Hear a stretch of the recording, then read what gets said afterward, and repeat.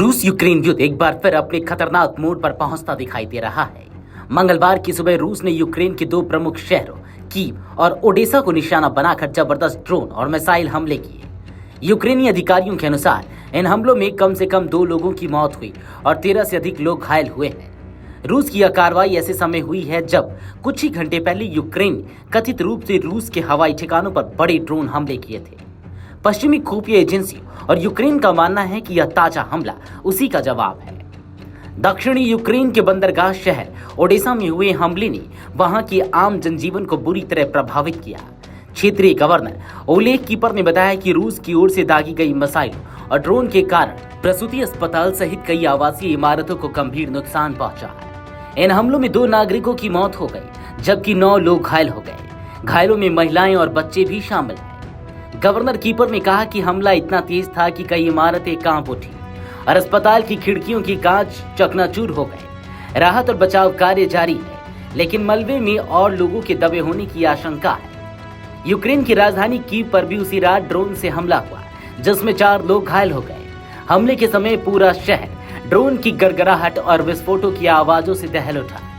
Kyiv के mayor Vitali क्यूट्स्को ने बताया कि हमले के चलते शहर के कई इलाकों में धुएं के गुब्बार दिखाई दिए। जान बचाने के लिए बड़ी संख्या में लोग मेट्रो स्टेशनों में शरण लेने के लिए मजबूर हो गए।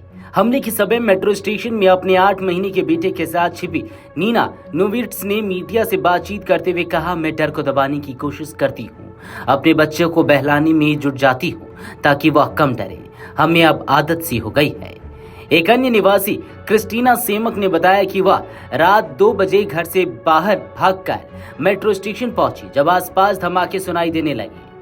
कीव शहर के सैन्य प्रशासन ने बताया कि वायु सुरक्षा प्रणाली ने कई ड्रोन को मार गिराया, लेकिन उनके मलबे ने नए संकट खड़े कर दिए। ड्रोन के टुकड़े गिरकर आवासीय भवन और गोदामों में जा गिरे, जिससे कम से कम 4 जिलों में आग लग गई। 25 वर्षीय वासिल पेसंको, जो इस हमले में क्षतिग्रस्त अपने अपार्टमेंट की रसोई में खड़े थे, उन्होंने बताया कि मैं सोच रहा था कि शायद इस बार भी ये ड्रोन निकल जाएंगे, लेकिन तभी एक धमाका हुआ और हमारी बिल्डिंग हिल गई।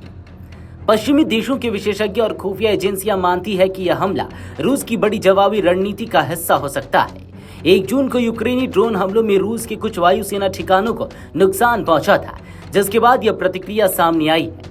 हालांकि रूस की ओर से इन हमलों पर कोई आधिकारिक बयान नहीं आया है, लेकिन हाल के दिनों में मॉस्को के तेवरों में बढ़ते आक्रामकता साफ देखी जा सकती है। यूक्रेन के राष्ट्रपति व्लादिमीर जेलेंस्की ने इन हमलों की कड़ी निंदा करते हुए कहा, रूस का मकसद सिर्फ बुनियादी ढांचों को तबाह करना नहीं, बल्कि आम नागरिकों में दहशत फैलाना है। यूक्रेन की वायुसेना और सुरक्षा एजेंसियों ने कहा कि देश की एंटी एयर डिफेंस सिस्टम ने बड़ी संख्या में ड्रोन हमलों को नाकाम किया है, लेकिन अब रूस की चालें और अधिक आक्रामक होती जा रही है।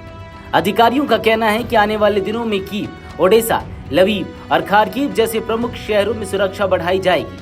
साथ ही मेट्रो स्टेशन, अस्पतालों और स्कूलों में आपात योजना को सक्रिय किया गया है। लगातार हमलों के चलते यूक्रेनी नागरिकों में मानसिक तनाव तेजी से बढ़ रहा है। कीव में रह रहे कई मनोचिकित्सकों ने बताया कि बच्चों और महिलाओं में PTSD जैसे लक्षण तेजी से उभर रहे हैं। मेट्रो स्टेशन में छिपने वाली नीना जैसी माताओं की कहानियां इस जंग की क्रूरता का चेहरा बनती जा रही है। वीडियो डेस्क अमरउजाला.com। अगर आप ये वीडियो YouTube पर देख रहे हैं तो हमारे चैनल को सब्सक्राइब कर बेल आइकन दबाएं और Facebook पर देख रहे हैं तो हमारे पेज को लाइक करें।